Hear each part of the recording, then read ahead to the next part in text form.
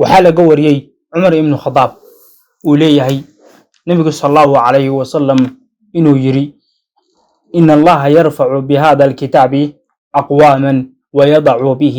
آخرين. النبي صلى الله عليه وسلم وليه إلهي سبحانه وتعالى كتاب كان وحو كر وقاضة قوم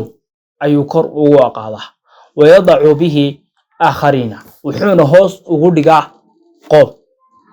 مركا حديث كانوا وحو لها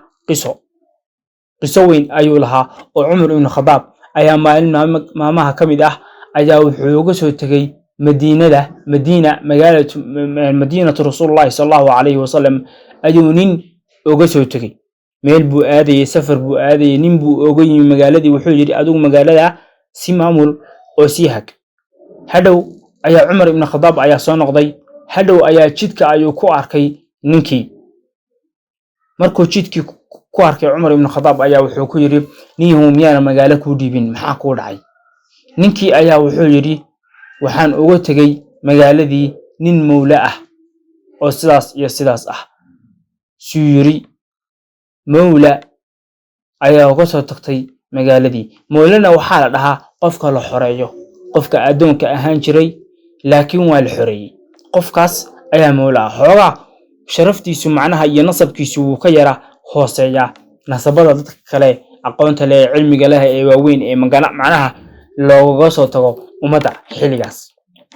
markaana wuxuu ku yiri manin mawla ah magaaladii uga soo tagtay hadhow ayaa wuxuu ku yiri Umar ibn Khattab كتابك إلهي سبحانه وتعالى يحفظسن yahay uu garanaya waa nin faraayta iyo dhaxalka iyo magaranaysa waxyaabahaasna yaqaana hadhow ayaa wuxuu yiri Umar ibn Khattab waxaan ka maqlay nabigeena sallallahu alayhi wasallam xadiiskan in Allah yarfa'u bihadha alkitab aqwaman wa yad'u bihi akharin Ilaahi subhanahu wa ta'ala kitabkan wuxuu kor ugu qaadaa qoom ayuu kor ugu qaadaa kuwa kalena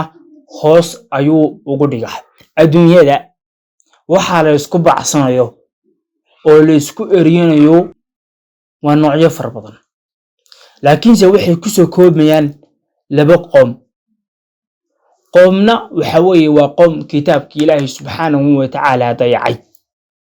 qoomna waxa weeye waa qoom iyo dad kitaabka Ilaahay subhanahu wa ta'ala sharfay oo kor u qaaday markaana adduunyada labada qof dadkaas ayaa ku nool markaana kuwa Ilaahay subhanahu wa ta'ala kitaabkiisa dayacay haday doonaan sharaf adduunyada ku yeesheen laakiin se marwaliba way dhacayaan marwaliba hoos ayay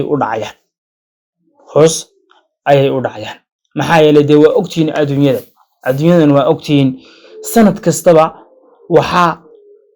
waxyaabahaas qaata dad salahan waxaa loo tartamayaa sharafta qofka inuu taajirka noqdo ama ninka adduunka ugu maalka badan noqdo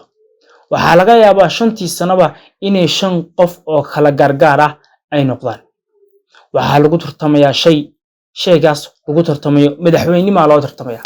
waxaa laga yaabaa in kuwa far badan oo wadanka madaxweynayaal ka soo ahaan jiray inay maanta shacabka ka mid yihiin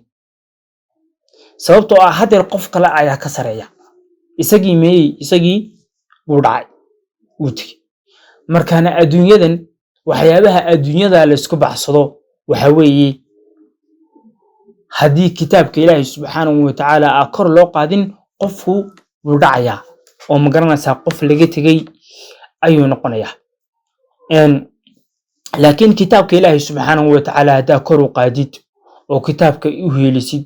oo quraanka u heelisid waxa weeye de Ilaahay subhanahu wa ta'ala wuu ku baaqiyelaya sharaftaada iyo waxaaga iyo shay kasto aad sameeyso Ilaahay subhanahu wa ta'ala wuu ku baaqiyelaya markaana nabiga sallallahu alayhi wasallam wuxuu yiri Ilaahay subhanahu wa ta'ala dad ayuu kor ugu qaadaa kitaabkan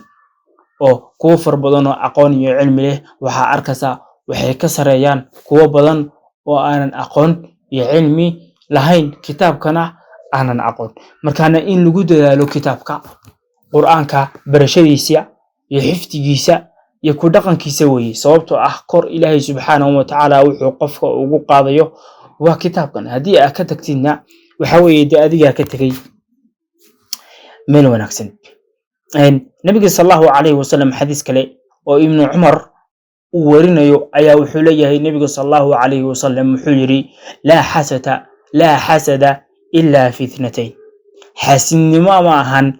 ilaa laba waxyaabood ma ahane. rajulun aataahu allahu alqur'aan, nin ilaahay subxaanahu wa tacaala qur'aanka uu siiyey, fahuwa yaquumu bihi aanaa alleyli wa aanaa annahaar, kaasoo ku istaagaya saacadaha haweenkii iyo saacadaha maalintii. iyo nin ilaahay subxaanahu wa tacaala aataahu allahu maal uu siiyey, fahuwa yunfiquhu aanaa alleyli wa aanaa annahaar, qofkaasoo bixinaya wuxuu ilaahay subxaanahu wa tacaala siiyey saacadaha habeenkii iyo saacadaha maalintiiba. labadaa qof ayuu xasad ahaaday, labadaa qof ayaa la xaasidi karaa haddii wax la xaasidayo, ayuu leeyahay nabiga sallallahu alayhi wasallam. xasadkan uu ka sheekeynayo nabiga sallallahu alayhi wasallam waa xasadkii banaana ee ahaa qibta, macnaha qofka inaa ku tamanidid wuxuu haysto inuu ilaahay subxaanahu wa tacaala adna uu ku siiyo. xasadku laba nooc buu u qaybsamaa, mid iska mubaax ah oo banaan oo ah qofku hadduu wax haysto in adna aa ku tamanid waxaasoo kale inuu ilaahay subxaanahu wa tacaala ku siiyo. qof hanti leh baa aragtay oo bixinaya, niyadda waxaad ka tiri aniguna hadda hanti ahaan lahaa oo hantidaasoo kale ilaahay isiiyo ana waa bixin lahaa. qof ilaahay salaad iyo soon siiyey oo soob badan oo salaad badan oo quraan akhris badan ayaa aragtay, niyadda waxaa ka tiri ama ka niyeysatay in ilaahay subxaanahu wa tacaala waxaas oo kale uu ku siiyo. waa loo majir markaana waxa weeye waxaad ku haminaysaa qofkii wuxuu ilaahay siiyey adna inuu ku siiyo, laakiinse qofka in ilaahay subxaanahu wa tacaala waxa uu siiyey uu ka qaado hamigaaga maaha, oo ma garanaysaa niyadaada kuma jirto. marka xoogaa xasadkii kale buu u dhow yahay, sababtoo ah dee qof wixii baa ku haminaysaa, laakiinse wuxuu kaga duwan yahay xasadka caadiga. isagu waxa weeye adigu waxaad jeceshahay qofkan ilaahay wuxuu siiyey inuu isaga ilaahay intuu ka qaado adiga uu ku siiyo, ama isaga ilaahay intuu ka qaado adigana uu ku siin, waxaan ilaahay isagaba ka qaado adigana uu ku siin, ayaa xasadka caadiga weeye. laakiin wuxuu ku leeyahay